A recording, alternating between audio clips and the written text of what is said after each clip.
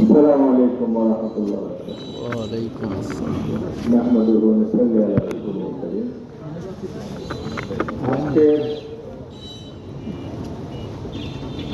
আমাদের কক্সবাজারের এবং চট্টগ্রামের একটি অংশ উৎপাদন কেন্দ্র, তার লবণ উৎপাদন মহেশখালী তার সিংহবাগ প্রথম দিয়ে আছে, অন্যান্য উপজেলা আছে, সেখানে লবণ উৎপাদন হয়। উৎপাদিত পণ্য মজুত থাকা সত্ত্বেও আমদানির যে পদক্ষেপ নেওয়া হয়েছে রাষ্ট্রীয়ভাবে বা সরকারিভাবে, আমাদের তরুণ সমাজ, আমাদের লবণ চাষিগণ এর বিরুদ্ধে প্রতিবাদ হয়েছে। আজকের এই প্রতিবাদ সভার আয়োজন করেছে। আজকের এই প্রতিবাদ সভার সভাপতি এবং রাজনৈতিক নেতৃবৃন্দ, সাংবাদিক বন্ধুগণ, সরকারি বিভিন্ন পর্যায়ে কর্মকর্তাবৃন্দ, যারা সরকারের প্রতিনিধিত্ব করছেন, এবং সাংবাদিক বন্ধুগণ,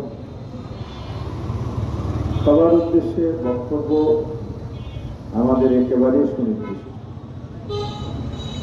একটি পণ্যে কখন আমদানি হয়, পণ্য কখন রপ্তানি হয়, রাষ্ট্রীয় নীতিমালায় সেটা বলা আছে।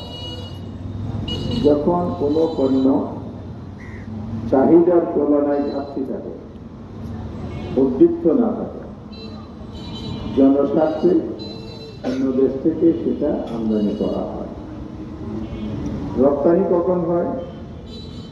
যখন সার্কুলার থাকে, একটি পণ্য দেশের চাহিদা মিটিয়ে বিদেশে রপ্তানি করে বৈদেশিক মুদ্রা অর্থনীতিকে শক্তিশালী করার জন্য, বৈদেশিক মুদ্রা আহরণ করার জন্য রপ্তানি। আমাদের দেশে রপ্তানি পণ্য আছে, আমদানি পণ্য আছে, তবে আমদানি বেশি। বাংলাদেশ আমদানি নির্ভরশীল একটি দেশ। সীমিত কিছু পণ্য আছে যেগুলো রপ্তানি হয়, যে কারণে আমাদের আমদানি পণ্য নির্ভরশীল হয়ে সবসময় খাদ্য সংকট মোকাবেলা করতে হয়। আরো অন্যান্য উপাদানগুলোর ক্ষেত্রেও রাষ্ট্রীয় পদক্ষেপ নিতে হয় জনস্বার্থে। এখন আজকে লবণ আমদানির উপর যে সিদ্ধান্তটা সরকার নিয়েছে, এটা একটা আত্মঘাতী সিদ্ধান্ত।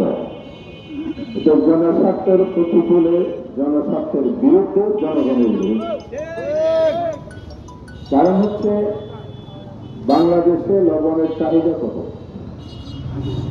এবং সেই চাহিদা কিভাবে পূরণ হয় এগুলো আমরা জানি। গত বছর লবণ উৎপাদনের টার্গেট ছিল 25 লক্ষ 2,800 মেট্রিক টন। উৎপাদন হয়েছে 24 লক্ষ মেট্রিক টন। এবং ইতিহাস দেখে জানা যায় লবণ উৎপাদন 66 বছরের রেকর্ড ভঙ্গ করেছে। তাহলে সর্বোচ্চ উৎপাদনের বছরে যে মজুদ এখন কৃষকদের কাছে, ডিসিকের কাছে আছে, সেটাকে পর্যাপ্ত নয়। অবশ্যই পর্যাপ্ত।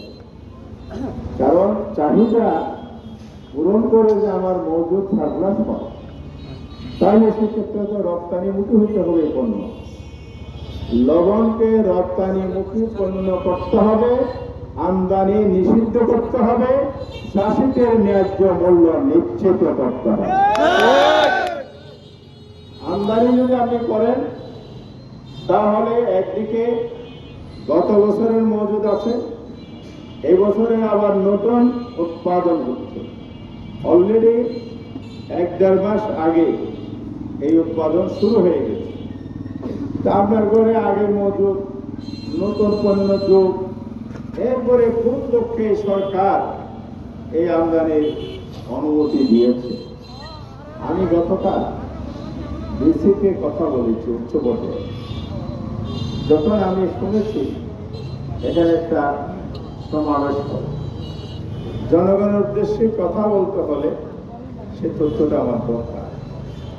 আমি জিজ্ঞেস করলাম এটা কেন হবে, সেখান থেকে যে তথ্য আমি পেয়েছি উচ্চ বায়ুদের ওরা স্বীকার করে আর একটু মিড লেভেলে স্বীকার করে বলছে যে বাংলাদেশের লবণ আমদানির জন্য যে মিলগুলোকে অনুমতি দেওয়া হয়েছে এগুলো বৈধ, এগুলো রেগুলার কোনো লবণ মিল নয়। সারা বছর ব্যবসা করে না, উৎপাদন করে না, এরা আন্ডারহ্যান্ড গোপনে আতার তৈরি করে, সিন্ডিকেট তৈরি করে ডিসিকে এক শ্রেণীর অসাধু কর্মকর্তার ভুল তথ্য প্রদান করে যা মজুদ আছে পুরোটা দেখায় না।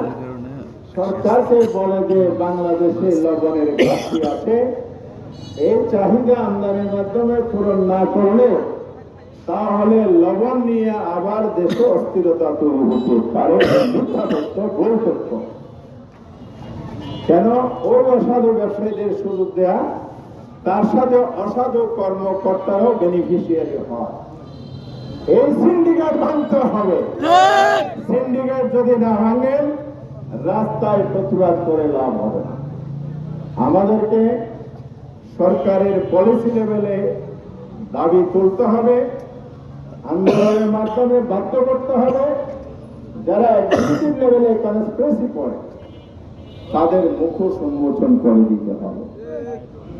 এখানে সিন্ডিকেটের বেসিকের রিপোর্ট প্রণয়নের সর্বোচ্চ পর্যায়ে যে দায়িত্ব পালন করে সেলস প্রদান, ডিএস পর্যায়ের প্রশাসনিক পর্যায়ের একটা কর্মকর্তা দীর্ঘ 8 বছর ধরে, আর বেশি দিন হবে, এই এক জায়গায় ঘাটতি মেরে বসে আছে, ওই সিন্ডিকেটের সাথে আতাত করে তিনি এই কর্মকাণ্ডগুলো করে থাকেন, আমাদের জনগণের সর্বনাশ করছেন। আজকে প্রতিবাদ নয়, আমাদেরকে আন্দোলনের মাধ্যমে এমন এক পর্যায়ে যেতে হবে, এই দুর্নীতিবাদদের যেমন মুখ সম্মিত করতে হবে, সরকারের কানে পানি ঢোকাতে হবে। কারণ এই বক্তব্য আজকে এখানে দিচ্ছি, আজ থেকে 6 মাস আগে প্রথম যখন লবণের ব্যাপারে ষড়যন্ত্র শুরু হয়েছে, তখন আমি জাতীয় প্রেস ক্লাবের সামনে এরকম সমাবেশ মানববন্ধন করেছি ঢাকায়। আমাদের সাবেক উপজেলা চেয়ারম্যান যিনি আজকে সভাপতি হচ্ছেন, অনেক চাষি এবং প্রতিনিধিরা এসেছেন, আমাদের সিআইসি 70 টা ছিলেন। এর আগে আমরা আন্দোলন করেছি, কারণ হলো বাংলাদেশের শতকরা 87% কক্সবাজার জেলায় লবণ উৎপাদন হয়, 13 হচ্ছে চট্টগ্রাম। তাহলে আমরা সিংহলা উৎপাদন করছি। দ্বিতীয় 55,000 পরিবার প্রত্যক্ষ পরোক্ষভাবে এই লবণ উৎপাদনের সাথে, ব্যবসার সাথে জড়িত, যে টাকা দিয়ে তাদের সংসার পরিবার চলে। আবার চাষিরা অক্লান্ত পরিশ্রম করে, ঘাম জড়িয়ে, জীবনের ঝুঁকি নিয়ে, হিট স্ট্রোকের ঝুঁকি নিয়ে মাঠে কাজ করে। তাদের উচ্চবিলাসী জীবনের আকাঙ্ক্ষার পরিকল্পনা নাই, গাড়ি বাড়ি দালান কোঠার মালিক হওয়ার পরিকল্পনা নাই, ইচ্ছা নাই। তাদের একমাত্র ইচ্ছা হচ্ছে রুজি রোজগার, নিজেদের দুবেলা খাবার জোটাবে পরিবারের জন্য, সুচিকিৎসা, ছেলে মেয়েদেরকে পড়াশোনা করার ন্যূনতম মৌলিক চাহিদা পূরণের জন্য এই পরিশ্রম তারা করে। অথচ সরকার এই চাষিদেরকে এখন রাস্তায় বসিয়েছে। উৎপাদন মূল্য কত আর বিক্রয় মূল্য কত, 40-60% ব্যবধান। 40% লস দিয়ে প্রতি মনে যে মূল্য আছে তার উৎপাদন যেটা হয়, এখানে বিরাট একটা ক্ষয়ক্ষতির সম্মুখীন। এই অবস্থা চলতে থাকলে ওই রাজার গল্পের কথা মনে আছে? ছোট মেয়েকে জিজ্ঞেস করলো, তুমি আমাকে কেমন ভালোবাসো? তোমাকে লবণ আমাকে ভালোবাসো। তাকে নির্বাসনে দিয়ে দিল, কারণ তুমি আমাকে তুচ্ছ তাচ্ছিল্য করেছো। আর রাগ করে লবণ খাওয়া বন্ধ করলো। একবেলা দুই বেলা গাই নেই, ও তাড়াতাড়ি মেয়েটাকে নিয়ে আসো। কেন লবণ মতো ভালোবাসা বলেছে এটা আমি এখন বুঝতে পেরেছি, লবণ ছাড়া খাওয়া যায় না। মাননীয় সরকারের বাণিজ্য মন্ত্রী, শিল্পমন্ত্রী, এই দুটি মন্ত্রণালয় এই দায়িত্বে আছে। আপনাদের যদি বনবাসের ইচ্ছা থাকে তাহলে আমাদের চাষিদের সাথে তামাশা করেন, আর যদি সুস্থভাবে জনসাথে দেশ চালাতে চান অবিলম্বে লবণ আমদানির উপর নিষেধাজ্ঞা আরোপ করেন। তা না হলে যখন সত্য বিক্ষুব্ধ আজকে প্রতিটি প্রতিবাদ আমরা এখান থেকে গিয়ে নিজেরা বসবো। আজকে আমি তরুণদের ধন্যবাদ জানাই, চাষিদের ধন্যবাদ জানাই, এক কাতারে সব দলকে আপনারা আনতে পেরেছেন। আমরা রাজনীতি করি, নির্বাচনে নেমেছি, প্রতিদ্বন্দ্বিতা হবে জনগণের মাঠে। ভোটারদের কাছে আমরা যাব, যার বক্তব্য গ্রহণ করবে, পরিকল্পনার কর্মসূচি গ্রহণ করবে জনগণ তার পক্ষে আসবে। কিন্তু আমাদের যখন কমন ইন্টারেস্ট, সবার যখন এক জায়গায় একই সমস্যা সাক্ষ্য আসবে, সেই জায়গায় কোনো রাজনীতি চলবে না। সবাই আমরা কাতারে আছি, থাকবো এবং অঠোট দৃঢ়ক্ষ নিয়ে আমরা সংগ্রামের মাধ্যমে এই দাবি আদায় করবো বিশ্বাস। আমি আজকে আপনাদেরকে আর বিরাট ভজন করতে চাই না, দীর্ঘ সময় দাঁড়িয়ে আছেন, কষ্ট পাচ্ছেন। আমি